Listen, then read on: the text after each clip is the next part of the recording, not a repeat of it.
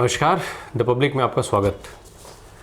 उत्तर प्रदेश की राजनीति में इन दिनों अखिलेश यादव, मायावती या दूसरे जो बड़े नेता हैं उनसे ज़्यादा चर्चा में आज़म खान है। पिछले कुछ समय से लगातार आज़म खान चर्चा में बने हैं, या यूँ कहें कि उत्तर प्रदेश में विधानसभा चुनाव खत्म होने के बाद और भारतीय जनता पार्टी की योगी सरकार के दोबारा सत्ता में आने के बाद से सरकार से ज़्यादा चर्चा में आज़म खान बने हुए हैं। अलग अलग कई वजह रही हैं। कभी अदालत की टिप्पणी से आज़म खान चर्चा में आ जाते हैं, तो कभी नेताओं के बयान को लेकर के, तो कभी उनके ऊपर दर्ज हो रहे एक के बाद एक मुकदमों को लेकर के। अब आज सुबह बसपा प्रमुख मायावती ने आज़म खान को लेकर के उत्तर प्रदेश सरकार पर हमले किए। साथ ही साथ उन्होंने केंद्र सरकार को भी कटघरे में खड़ा किया है। बसपा सुप्रीमो मायावती अब आज़म खान के पक्ष में खड़ी नजर आ रही हैं। इसको पिछले दिनों जो घटनाएं आज़म खान के साथ हुई उसके साथ भी जोड़ करके देखा जा सकता है। पिछले दिनों आज़म खान के साथ कांग्रेस पार्टी से लेकर के और शिवपाल यादव तक लगातार उनके लोग संपर्क में रहे। कुछ लोग उनके पास मिलने पहुंचे। आरएलडी के जो मुखिया हैं जयंत चौधरी, वो उनके घर गए। इस तरीके के तमाम मामले पिछले कुछ दिनों में हुए हैं। अब मायावती ने आज सुबह ट्वीट करके आज़म खान को, जो वर्तमान सरकार पिछले 28 महीने से जेल में बंद रखे हैं, उसको लेकर के उन्होंने सरकार पर सवाल उठाए। उन्होंने केंद्र और उत्तर प्रदेश की योगी सरकार के ऊपर उन्होंने सवाल उठाया। उन्होंने कहा कि ये ज्यादती नहीं तो और क्या है। मायावती ने ट्वीट करते हुए लिखा कि यूपी व अन्य बीजेपी शासित राज्यों में भी कांग्रेस की ही तरह जिस प्रकार से टारगेट करके गरीबों, दलितों, आदिवासियों एवं मुस्लिमों को जुल्म, जाति व भय आदि का शिकार बनाकर उन्हें परेशान किया जा रहा है, यह अति दुखद, जबकि दूसरों के मामले में इनकी कृपा दृष्टि जारी है। सीधे सीधे उनके ऊपर हमला किया गया है कि ये सारी ज्यादती आज़म खान के ऊपर की जा रही है। वहीं अन्य जो लोग हैं उनके ऊपर सरकार मेहरबान है, और जो अन्य है उनका इशारा सीधे कहीं ना कहीं लखीमपुर की कांड से जुड़ता है, जो वहाँ पर आशीष मिश्रा का अभी पिछले दिनों एक वीडियो वायरल हुआ। वो वीडियो खूब चर्चा में रहा जब उनको पेशी पर ले जाते हुए मूंछों पर ताव देते हुए जा रहे थे। तो कहीं ना कहीं मायावती का जो अन्य की तरफ इशारा है वो आशीष मिश्रा की तरफ जाता है। इसी तरीके से उन्होंने और आगे लिखा कि इसी क्रम में यूपी सरकार द्वारा अपने विरोधियों पर लगातार द्वेषपूर्ण व आतंकित कार्रवाई तथा वरिष्ठ विधायक मोहम्मद आजम खान को करीब 2.25 वर्षों से जेल में बंद रखने का मामला काफ़ी चर्चाओं में है, जो लोगों की नज़र में न्याय का गला घोटना नहीं है तो और क्या है। इसके साथ ही मायावती ने कहा कि साथ ही देश के कई राज्यों में जिस प्रकार से दुर्भावना व द्वेषपूर्ण रवैया अपनाकर प्रवासियों व मेहनत कश समाज के लोगों को अतिक्रमण के नाम पर भय व आतंक का शिकार बनाकर उसकी रोजी रोटी छीनी जा रही है, वह अनेक सवाल खड़े करता है, जो अति चिंता का विषय है। मायावती ने इन सारे मुद्दों के उल्लेख करते हुए सरकार को कटघरे में खड़ा किया, अलग अलग मुद्दों पर अपनी चिंताएं जाहिर की। आज़म खान लगातार 28 महीने से सीतापुर की जेल में बंद हैं। एक के बाद एक नए मुकदमे उनके लाते जा रहे हैं। 100 से ज़्यादा मुकदमे उनके ऊपर हुए थे, फिर कुछ मामले सरकार ने हटाए। कुछ मामलों में जो एफआईआर हुई थी उसमें उनका नाम था, लेकिन वो गलत तरीके से उनका नाम पड़ा हुआ माना गया। कुछ मामले इस तरीके से रद्द हुए। उसके बाद कुल 87 मामले बने थे, जिसमें 86 मामलों में आज़म खान को पहले जमानत मिल गई थी। 87वें मामले में उनको जमानत मिलनी थी। फिर बीते 10 मई को जब उनको 87वें मामले में जमानत मिली, तो उसके पहले ही उनके ऊपर एक नया मुकदमा, 88वां मुकदमा लद गया।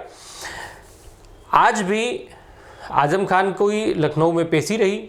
सीबीआई की विशेष कोर्ट में उनकी पेशी थी, जो 2017 में नगर विकास मंत्री रहते हुए भर्ती का घोटाला हुआ था, जल निगम में भर्ती घोटाला। 2017 में एफआईआर दर्ज हुई थी। उस समय वो नगर विकास मंत्री रहे थे 12 से 17 वाली सरकार में, समाजवादी पार्टी की। उस समय जल निगम की एक भर्ती हुई थी। उस भर्ती में घोटाले के मामले को लेकर के आज़म खान के ऊपर एफआईआर दर्ज हुई थी। 1300 भर्तियों का ये मामला था। हालांकि इस मामले में भी आज़म खान को हाईकोर्ट से पहले ही जमानत मिली हुई है। इसके साथ ही आज रामपुर में जो जौहर विश्वविद्यालय है, वहाँ पर जौहर विश्वविद्यालय की ज़मीन की पैमाइश हो रही थी।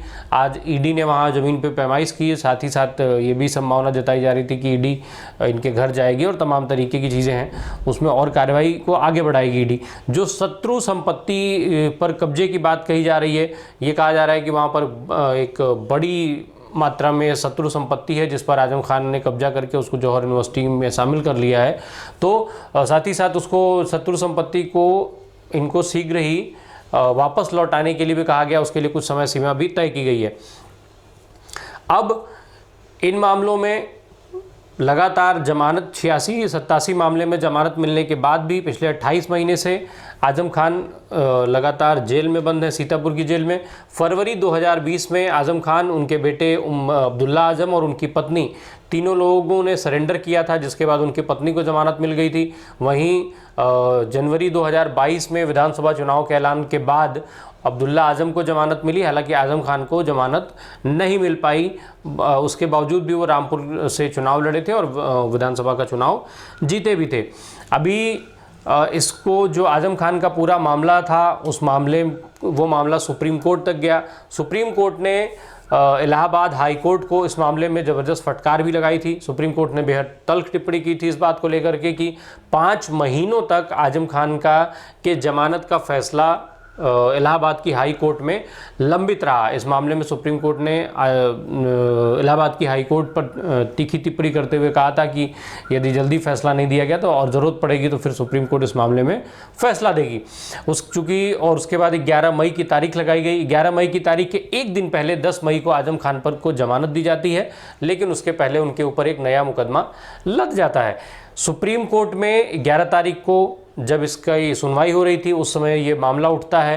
आजम खान की तरफ से जो वकील होते हैं उन्होंने कहा भी कि अब उनके ऊपर एक नया मामला लग गया। इसको लेकर भी सुप्रीम कोर्ट ने नाराज़गी दिखाई थी, जिसके बाद उत्तर प्रदेश की सरकार से की तरफ से जो वकील पेश हुआ उसने बोला कि ये ऐसा नहीं है, ये गलत धारणा बनाई जा रही है कि उनके ऊपर मुकदमे लादे जा रहे हैं। इस मामले में वो हलफनामा देंगे। इसकी इजाज़त सुप्रीम कोर्ट ने दे दी और अब 17 मई को इस मामले में फिर से सुनवाई होनी है।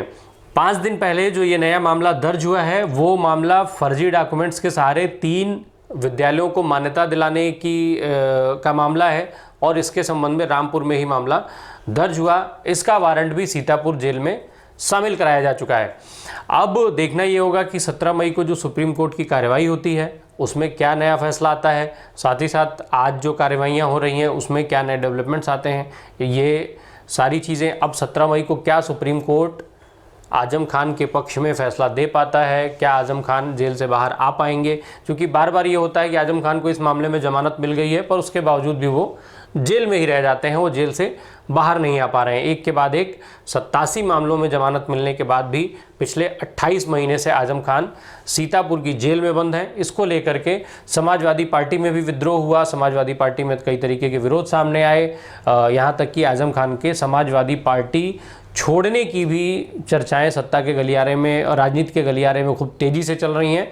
और चूंकि जो समाजवादी पार्टी का प्रतिनिधिमंडल सीतापुर जेल में आजम खान से मिलने गया, आजम खान ने उससे मिलने से इनकार कर दिया था। वहीं आचार्य प्रमोद कृष्णन, शिवपाल यादव जैसे नेताओं से वो मिले थे। तो इस चीज़ के भी कयास तेज़ी से लगाए जा रहे हैं कि इस जेल से बाहर आने के बाद आजम खान राजनीति में कोई बड़ा फैसला ले सकते हैं और ख़ास तौर से समाजवादी पार्टी को छोड़ करके और किसी दूसरे दल में जाने की चर्चाएं उनके तेज हैं। बहरहाल आज के अंक में इतना ही। बने रहिए हमारे साथ। धन्यवाद।